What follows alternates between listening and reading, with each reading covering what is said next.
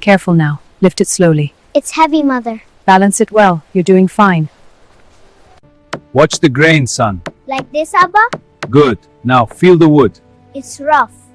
What was parenting really like in the time of Jesus, far from modern ideas of childhood, protection, and freedom? What did it mean to raise a child in a world without schools, medicine, or guarantees? For centuries, we have imagined childhood as a phase of innocence, play, and gradual growth. But the Jewish world of the first century worked very differently. Parenting was not centered on self-discovery or emotional comfort. It was about survival, honor, and continuity of life. A child did not arrive into a private family bubble. He or she was born into a household, a lineage, and a community that depended on order. From the first breath, that life already carried expectations. The family's future did not begin when the child grew up. It began immediately. In an unstable world, marked by disease, hunger, and Roman occupation, a child was not only loved, a child was needed. The mother rose before sunrise. The smell of ground grain filled the house. The infant rested against her chest as she worked, learning the rhythm of life, before learning words. There were no manuals, no theories.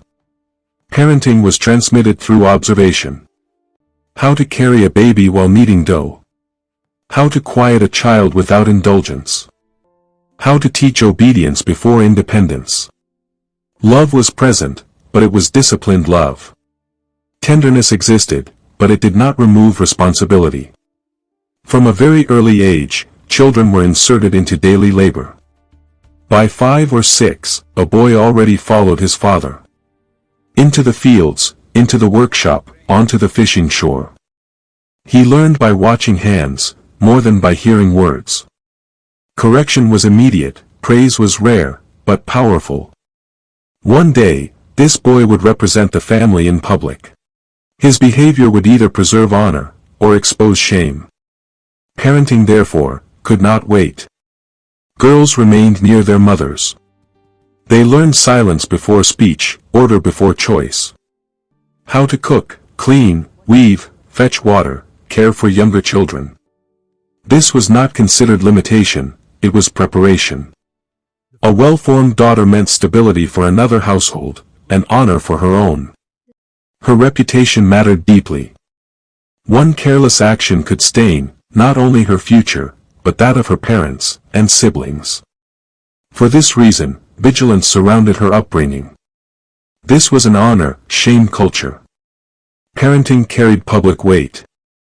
A disobedient child was not simply a personal problem. It was a social concern. Correction was firm, because consequences were real.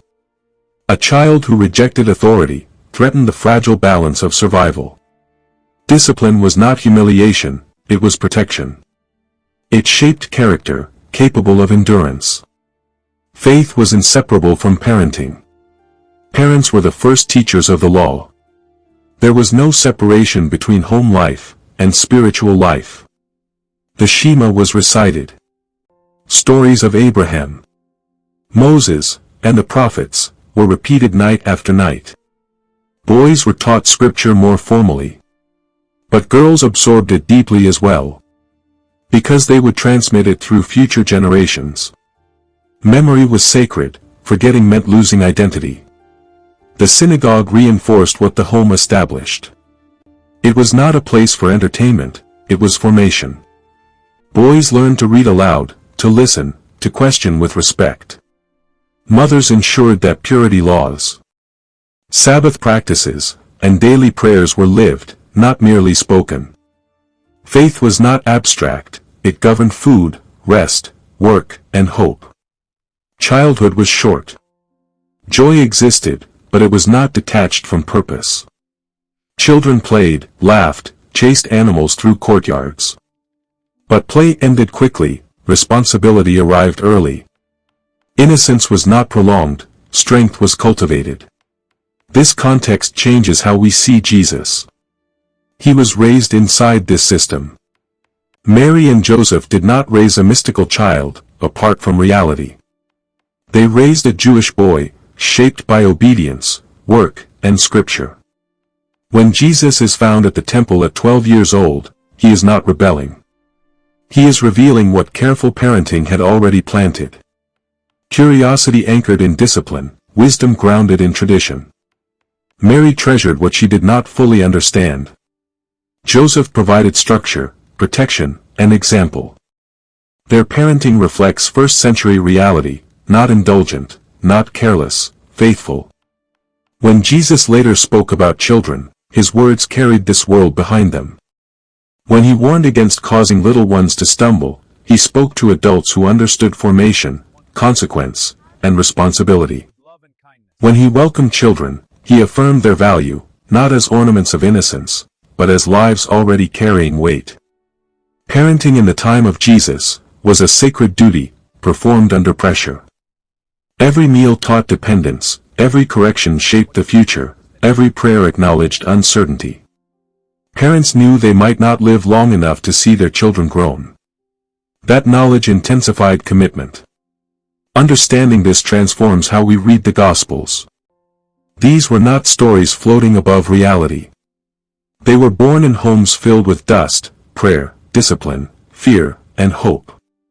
Faith was learned, before it was chosen. Obedience preceded understanding, character came before comfort. To conclude, reflect. Parenting in the time of Jesus was not about protecting childhood from hardship. It was about preparing children to face it with faith. It was not about individual fulfillment, but communal survival. Love did not remove boundaries, it worked through them. When we understand this world, Scripture becomes heavier, deeper, more real.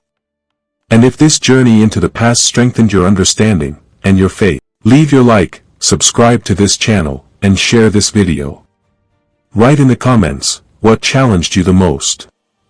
And help this message reach others who want Scripture, not as distant history, but as lived reality.